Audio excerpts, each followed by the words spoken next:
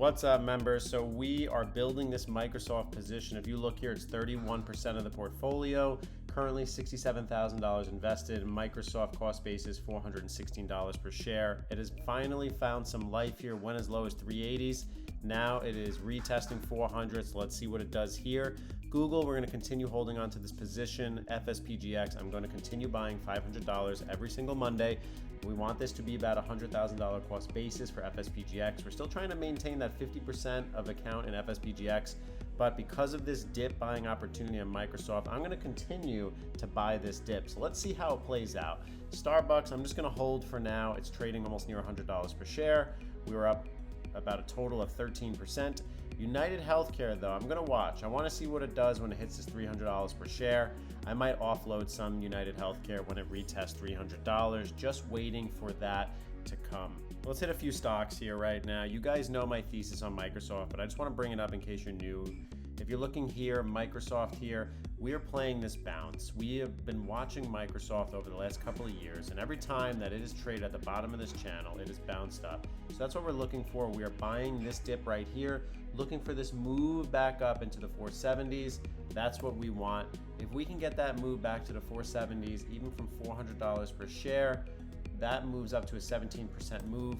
I might add a little more to Microsoft, but not much. I'm pretty capped out at this point with Microsoft, but at $416 per share, get back to 470, it's still a 13% move, which would be a nice gain in this. I also want you to pay attention to Netflix. Netflix is basically was in a downtrend, or I should say is still in a downtrend.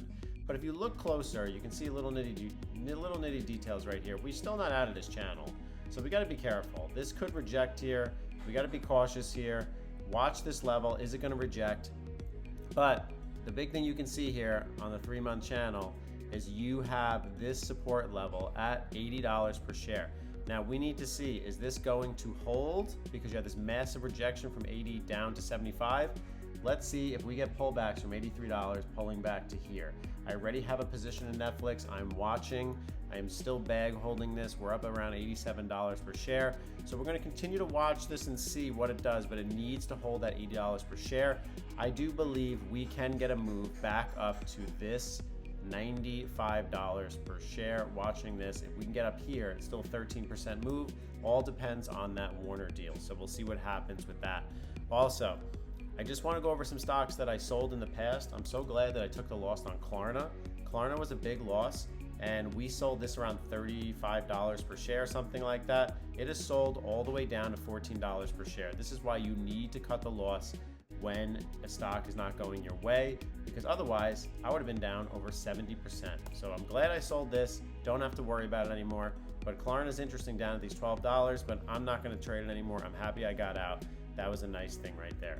When you look at Tesla, Tesla's interesting because Tesla needs to get above $416. To me, this is a major short area if it can reject this. On the last 2-3 years, 416 was a big resistance zone. It's finally trading below it. Now it's testing it. Let's see what it does at this $416 level.